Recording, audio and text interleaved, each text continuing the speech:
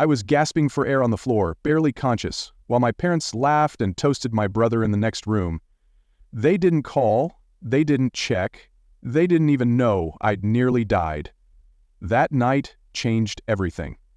I'm Liam, 30, and this is the story of how my family's neglect lit a fire in me that no celebration could ever drown. The shadow of a golden statue. That statue was my younger brother, Ethan, the pride and joy of my parents' world.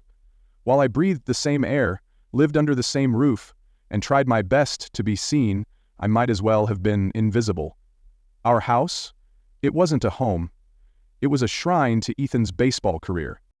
I kid you not, our living room walls were plastered with Ethan's team photos and framed jerseys like he was the second coming of Babe Ruth. My dad even had a custom glass cabinet built just to showcase Ethan's trophies. Meanwhile, the few awards I earned in high school for small engine rebuilds were buried somewhere in a drawer, or probably tossed out with the junk mail. One time I rebuilt a Kawasaki engine from scrap. It took me months, pay for every bolt and gasket with money I earned working part-time at a gas station. When I finally got it purring like a dream, I ran to show my dad. He stared for all of 20 seconds, grunted, "That's nice, son," and asked if I'd seen Ethan's batting stats in the paper. That was the story of my youth, always second place in a race I never signed up for. When Ethan had a game, my mom would prep him meals like he was going into battle. But when did I have a local bike show? Grab something from the fridge, Liam. Dad left work early for every one of Ethan's tournaments but couldn't spare an afternoon to watch me place second in a regional bike comp. After a while, I stopped inviting them. What was the point? The most insulting part? The money. Thousands thrown into Ethan's private coaches, his fancy gear, travel teams jetting around the state like he was about to go pro. Me? I worked 2 part-time jobs to afford basic tools for my shop class. Not a dime from them. Not even a word of encouragement.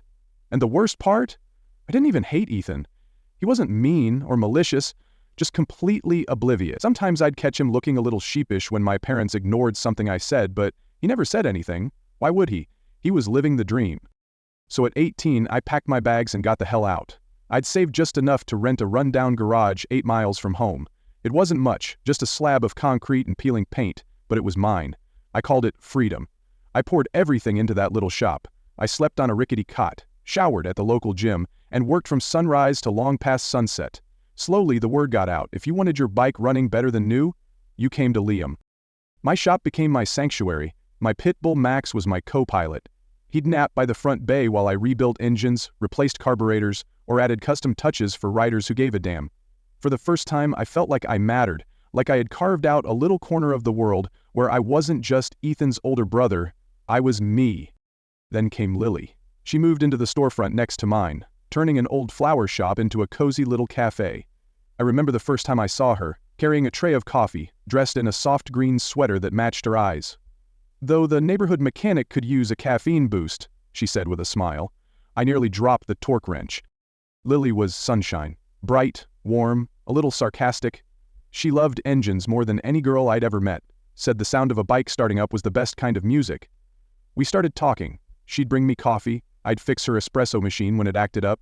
We'd laugh, argue about motorcycle brands, and swap music playlists. I started looking forward to those moments more than anything else in my day. But I didn't make a move. Why would I? Girls like Lily don't fall for guys like me, grease under the nails, secondhand jeans, and a childhood full of second place. I figured she was just being friendly, like a neighborly small-town thing. Still, every time she lingered at my workbench or laughed a little too long at my dumb jokes, a part of me wondered, what if? Then came the summer of the emergency. And the truth is, that was when everything shattered. My business was booming, but I was working too hard. I ignored the headaches, the fatigue, the weird chest pains. I figured it was stress. I was wrong. One afternoon I collapsed right there on the shop floor. It was bad, real bad. I managed to call 911 before I blacked out. When I came to at the hospital, I was alone.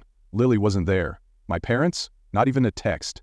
I was hooked up to wires, doctors explaining how I'd ignored warning signs for months. While I was lying half dead, my family was throwing Ethan a birthday bash complete with barbecue, a bounce house for the nephews, and matching t-shirts that read, "Ethan's 30th bash." I was livid, hurt beyond words. I spent 3 days in that hospital. Guess who visited? Nobody, not a soul, except Lily. She showed up on the 3rd day with flowers from her cafe and that concerned little wrinkle between her eyebrows. "Where the hell have you been, Liam?" she whispered. And that's when I realized If I didn't take control of my life and my story, I'd always be the forgotten one. So I made a choice. Not out of spite, out of survival. The next part of my story? Well, that's where the real drama begins. But you'll have to stick around to hear it. 2 years ago, on a regular Tuesday that should have ended like any other, I learned the truth, brutal, unfiltered, about what I truly meant to my family. The day began with the promise of good business. A wealthy customer from Nashville brought in a gorgeous Ducati for some intricate custom work. I'd done this kind of job 100 times before, but this time, something went wrong. Max, my loyal pit bull, was napping by the shop door as usual. AC/DC blasted from my old speakers while sparks flew from the plasma cutter. I was focused, steady, working a complicated frame adjustment when the cutter suddenly kicked back. I barely had time to react before it tore through my thigh, right above the knee. I'll never forget the sound, like metal screaming against metal. And then came the burning, bone-deep, searing pain, and the smell of my flesh being cooked alive. Blood sprayed with every heartbeat. I collapsed backward, my head slamming against the concrete. The pain didn't just scream, it roared. I'd had my fair share of injuries, broken fingers, burns, cuts, but nothing came close to this. I screamed for help, but no one could hear me over the music, and no one was nearby. The shop was too isolated. Max was barking like mad, trying to protect me from a danger he couldn't see, nudging at my chest like he could push life back into me. Somehow I grabbed my phone, fingers slick with blood. I didn't think. I just called my mom. When she answered, I was barely conscious, wheezing and gasping. "Mom, leg, bleeding, need help," I whispered. Her voice was calm, too calm. "Liam, honey, we're kind of in the middle of something important. Can't you just call an ambulance?" she said, like I'd asked what time dinner was. "I can't. I'm losing blood. I need you now, please." My voice cracked, my vision blurred. The floor felt like ice under my back. "Just hold on, Liam. We'll be there when we can," she replied. Then the line went dead. She hung up. I tried my dad next. Voicemail. My hands were shaking so violently that I couldn't even tap 911 correctly. I tried again. Nothing. Blood soaked through the rag I'd pressed to my leg. The concrete beneath me was turning dark red. Max whined, pawed at me, and laid his head against my chest like he knew I was slipping. My fingers found Ethan's name in my contacts. He was my last chance. Ring, then a click. "Yo, Liam, what's up, man?" His voice was loud, happy. I could hear music and laughing in the background. "Big day today," he slurred. I blinked, confused. I thought maybe he already knew something was wrong. "Ethan," I choked. "Accident, bleeding, leg, help." There was a pause, then laughter. "Oh, crap, sorry, man. Thought you were someone calling to say congrats. AA Braves just signed me, bro. $2 million, can you believe that?" In the background, Mom called out, "Ethan, come take a picture with the scout." My dad followed with, "That's my boy." "Ethan?" I whispered, trying to hold on to his voice. But the line went dead again.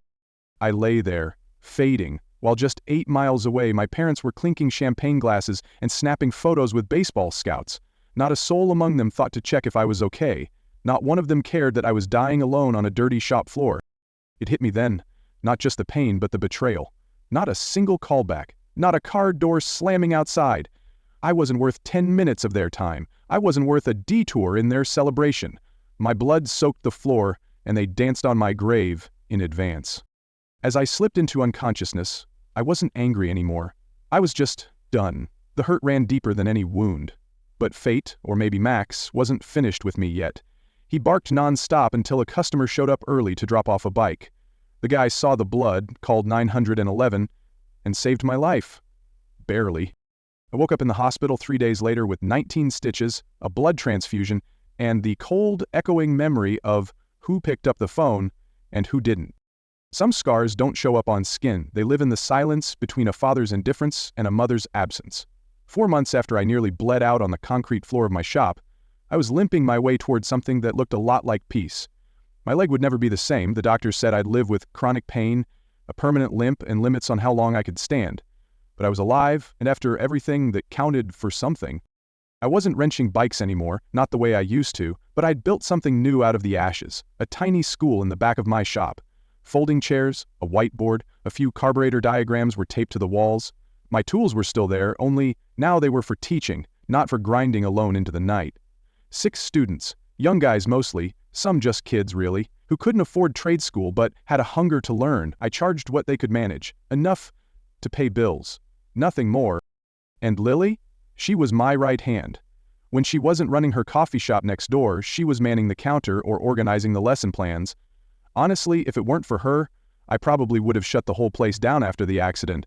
But she believed in what I was doing, even when I didn't. That day I was hunched over my desk prepping a lesson on carburetor tuning. Lily was at the front, typing something. Then I heard her voice, tight, wary. "Liam, your parents are here." My stomach turned to ice. I hadn't seen them since before the accident. Not a call, not a hospital visit, not even a text to see if I made it. And now they were here? They walked in like they owned the place. The same expensive clothes. Same familiar scent of superiority. "We need to talk," my dad said immediately. "No hello, no how are you, just business. Ethan's having some issues with his contract." Mom jumped in, clutching her overpriced purse like it was a shield. There were clauses we didn't anticipate. Buyouts, legal fees. "We've looked at our options," Dad added. "The only solution is for you to sell this place." I blinked. Thought I misheard. "Sell my shop?" "It's just sitting here," Mom said, waving a hand like she was swatting away a gnat. "You're injured, you can't run it like before. If you sell it now, the money can help Ethan, and you'll still have some left to, start something new." I stood there, leaning on my cane, stunned. "You want me to sell the only thing I've ever built? The one place that gives me purpose, even now, because Ethan signed a contract he didn't bother reading?" My dad scowled. "Don't be selfish, Liam. This is your brother's future. And stop pretending this is a real business," Mom added. "Teaching kids how to screw in bolts isn't exactly a career." I felt something white-hot rise in my chest. Before I could say anything, Lily stepped out from behind the counter. She was shaking, but her voice rang clear. "Selfish?" she snapped. "You think Liam's selfish?" My parents turned, surprised like they hadn't even noticed she was in the room. "Liam almost died," she continued, eyes blazing. "He called you, he begged. While blood poured out of his leg, while his dog barked for help, you were popping champagne and taking pictures with scouts. He's been through 3 surgeries. He might never walk normally again. And not once did either of you show up." The air was thick. My mother's lips pressed into a thin line. "Who are you?" she hissed. "This is a family matter." "No," I said, my voice steady. "She's my family." My father stepped forward, face red. "You ungrateful, get out." My voice cracked like a whip. I stood, my leg howling, but I didn't care. "You don't get to come back into my life now that you need something. You made your choice when you left me to bleed on a concrete floor." My father turned, slammed the door so hard it rattled the windows. Lily came over, put a hand on mine. "I'm sorry," she whispered. "Maybe I shouldn't have." "No," I cut her off. "You said what I couldn't." That was the day I buried the boy who waited for his parents' approval. That was the day I reclaimed my life. The boy in the garage who used to dream of being seen, he's gone. In his place stands a man who built something that matters, not for recognition, but for purpose. Not for applause, but for the kind of quiet pride that doesn't need validation. And for once, I didn't feel like second best. I felt free. That night, the silence in my shop echoed louder than ever. Not because I regretted the words I said. Hell no. But because for the first time, the last piece of denial in me had died. My parents hadn't just failed me. They'd chosen Ethan over me again and again, even when I was bleeding out on the concrete floor. And now they had the gall to show up at my doorstep, asking me to dismantle the only thing I had built for myself. For him. So I made a decision, a clean break. First thing the next morning, I went to the bank and removed their names from every emergency contact form I had. I called a buddy who was a lawyer, not mine, but close enough, and had him draw up a basic will. Everything I owned, every tool, every dollar, and every bolt in that garage, I left it all to Lily. And just to be thorough, I called the hospital too. Made sure they knew if anything happened again, Susan and Robert weren't to be contacted. I was done giving them access to my life. A week later, Lily and I were sweeping the shop floor after class when she looked up and said, "I think it's time to make this official." I paused. "Make what official?" "This," she said, waving a hand around the dusty classroom, the rows of half-fixed engines, and the 6 chairs we called a school. "Let's register the school. Go legit. Real certification. Curriculum. The works." I blinked at her like she'd just told me we were moving to Mars. "Do you have any idea how much that would cost? The licenses, the paperwork, the upgrades?" She grinned. "My coffee shop's been doing better than expected. I've got savings. Let's be partners." "Business partners?" I asked, half smiling. She walked over and kissed me on the cheek. "That too." And just like that, we submitted the paperwork to establish Summers Motorcycle Technical Institute. The name was Lily's idea. Makes it sound fancy, she said. Truthfully, it was still just me teaching kids with busted tools and borrowed time. But it felt different. It felt real. More real than anything I'd ever done to earn my father's nod, or my mother's praise. For years I'd built engines and fixed bikes hoping they'd finally say, "We're proud of you." And now that I'd created something that mattered, I realized, I didn't give a damn whether they knew or not. That night, Lily and I were sitting on the floor eating takeout, laughing over our terrible logo design, when my phone buzzed. A text. Ethan. The first I'd heard from him since their little family helps family speech. Susan and Robert are freaking out. They might lose the house because of the contract thing. Can you help? I stared at the screen for a long minute. And then I thought about how they'd left me alone to bleed, ignored my calls, and went back to pouring champagne. I typed, "You're my brother, but none of you acted like family when I needed you most. I've got a real family now. Good luck with your baseball career." Then I blocked his number. Lily came over, wrapping her arms around me from behind. "You okay?" "Yeah," I said, and I meant it. "I think I am." A few weeks later, I heard through an old friend that my parents had lost the house. Turns out, when you pour your retirement into fixing one kid's mess and ignore the other, karma doesn't look the other way. They moved into a rental apartment out near the edge of town.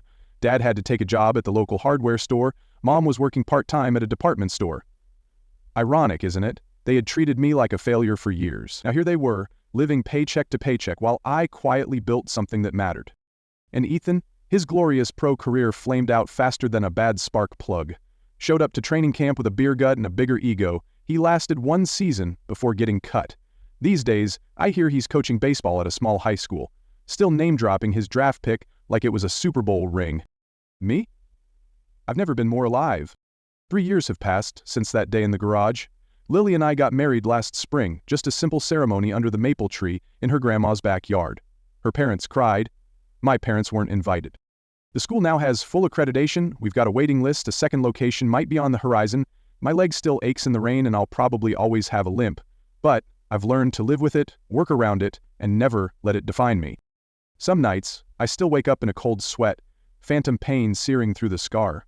But Lily's always there, holding me like she's the anchor that keeps me from drifting back into the dark. My old family left me behind. My new one reminds me every day what love looks like. Sometimes I think about them, about Susan and Robert sitting in that little apartment. I wonder if they ever look at Ethan and realize the price they paid.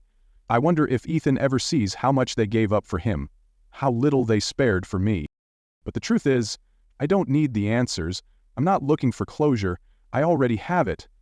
Because the legacy I'm building now, it isn't about trophies or draft picks or old wounds.